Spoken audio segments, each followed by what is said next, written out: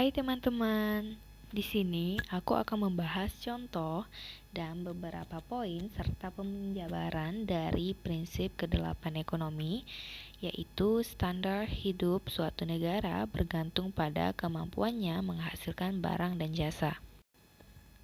Sebelum sampai ke topik contoh, aku akan menjelaskan dan memaparkan apa yang dimaksud dengan standar hidup suatu negara bergantung pada produktivitas pekerjanya. Produktivitas pada gilirannya tergantung pada pendidikan pekerjaan dan tahap akses yang dimiliki pekerjanya terhadap alat dan teknologi yang diperlukan.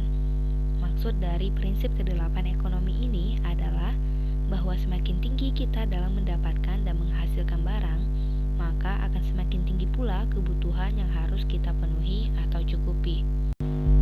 Hubungan produktivitas dan standar hidup punya dampak yang besar dan penting bagi kebijakan publik.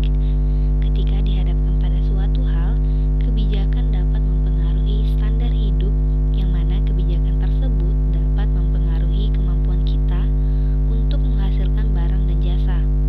Untuk meningkatkan standar hidup, para pembuat kebijakan harus meningkatkan produktivitas dengan cara memastikan bahwa para pekerjanya terdidik baik, memiliki peralatan-peralatan yang diperlukan untuk menghasilkan suatu barang dan jasa, serta memiliki akses teknologi terbaik yang tersedia.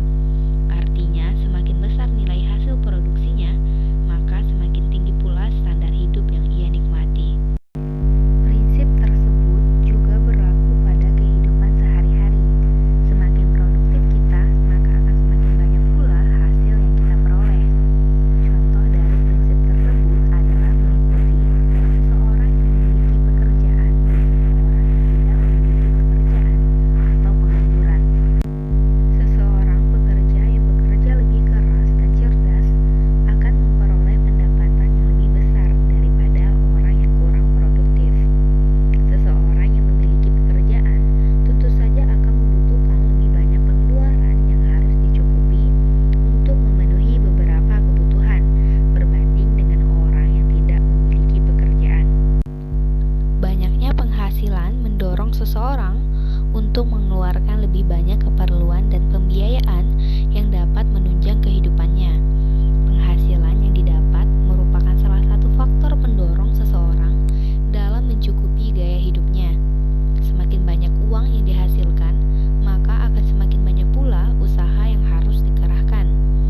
Hal itu mendorong seseorang untuk meningkatkan taraf hidup mereka ke arah yang lebih baik dibanding dengan seseorang yang tidak memiliki pekerjaan.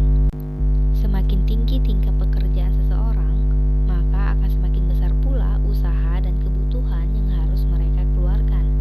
Sehingga hal ini yang mendorong terjadinya prinsip ekonomi kedelapan, yaitu standar hidup bergantung pada kapasitas individu untuk menghasilkan barang.